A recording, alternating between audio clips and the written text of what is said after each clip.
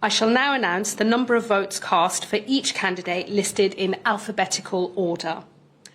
Bridget Phillipson received a total of 73,536 votes, and Lucy Powell received a total of 87,407 votes. I can therefore declare that Lucy Powell has been elected as Deputy Leader of the Labour Party. A huge congratulations to Lucy.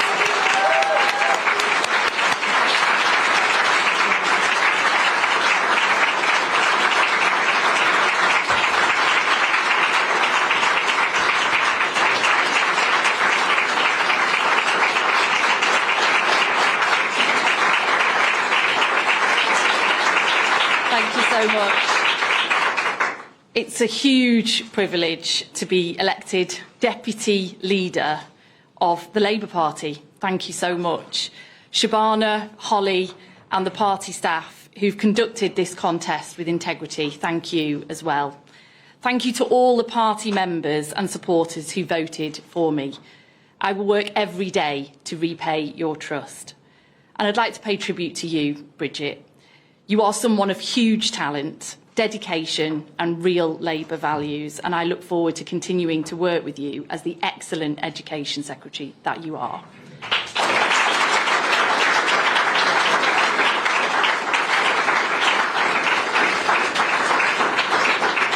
I'd also like to pay tribute to my friend Angela Rayner, who has done so much for this party and for this country, and I know she will do a lot more in the future as well. She's known for her shoes, and she leaves some very, very big ones for me to fill today. Keir, as you set out at your conference speech a few weeks ago, we are now in the fight of our lives, and we really are. Not for ourselves and our fortunes, but for the future of the country and democracy. Division and hate are on the rise, discontent and disillusionment widespread. The desire for change impatient and palpable. People are looking around, looking elsewhere for the answers. And we, as the Labour Party, as the party of government, have to step forward and take this on.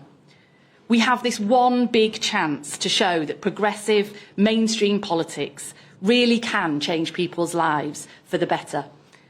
After all, that's the belief why most of us joined the Labour Party in the first place. And the stakes really are that high.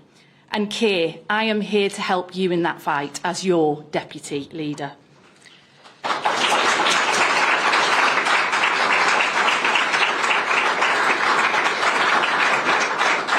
We have to offer hope, to offer the big change the country's crying out for. We must give a stronger sense of our purpose, whose side we're on, and of our Labour values and beliefs. That's what I've heard loudly and clearly around the country these last few weeks. As Deputy, my job will be to bring those voices to the heart of our party.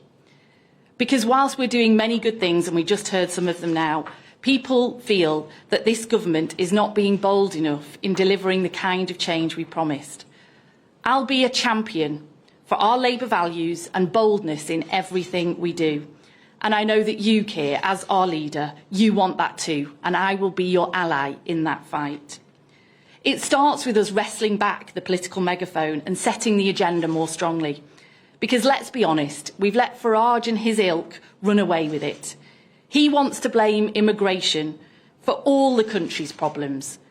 We reject that. Our diagnosis is different, that for too long, the country and the economy has worked in the interests of the few, not the many. That trickle-down economics hasn't worked. Life has just got harder and harder, less and less secure, in work, in housing, in making ends meet. We say that the deep-seated inequalities that have widened in wealth, in regions, in class, in health, need fundamentally redressing. And that's what we're about, and that's what we're trying to fix. That's how we'll reunite our voter coalition and reunite the country. I'm here to help make that the story of this Labour government. Because that's what Labour governments do and have always done. Our story began in my home city of Manchester. Workers joined together to demand better pay and conditions, to have a say in how the country was run. Solidarity, building a lasting movement.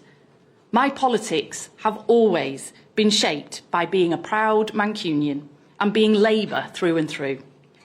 I stand here now as a deputy leader steeped in those traditions, proud of all those things that Labour governments have achieved: the NHS, the national minimum wage, council housing, the Equal Pay Act, devolution to Scotland and Wales, civil partnerships, the Climate Change Act, Sure Start and much more.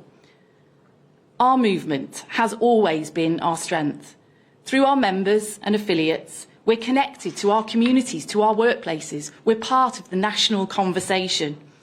I've met so many fantastic people in this campaign, decent, moderate Labour people. We're joined together by our values and our experiences. All want us to succeed, but we need to step up. They want to see our values in what we're doing. They don't feel part of the conversation or part of the movement right now, and we have to change that. Our members and our elected representatives are not our weakness. They're our key asset, delivering change on the ground. Unity and loyalty comes from collective purpose, not from command and control. Debating, listening and hearing is not dissent, it's our strength. As your deputy, my commitment is to change the culture to get this right. We can't waste a moment, can we, with these hugely important elections across England, in Scotland and Wales next year. The result this week shows us what task we face. We won't win by trying to out-reform reform, but by building a broad progressive consensus. I'll work day in and day out from day one to help us with that fight. And let me end with this. At the election 16 months ago, the British people voted for change. I'm here to do everything I can to make that change a reality. I'm here to help change Britain for the better. I'm here to serve our country, to serve our party and to serve you. Thank you.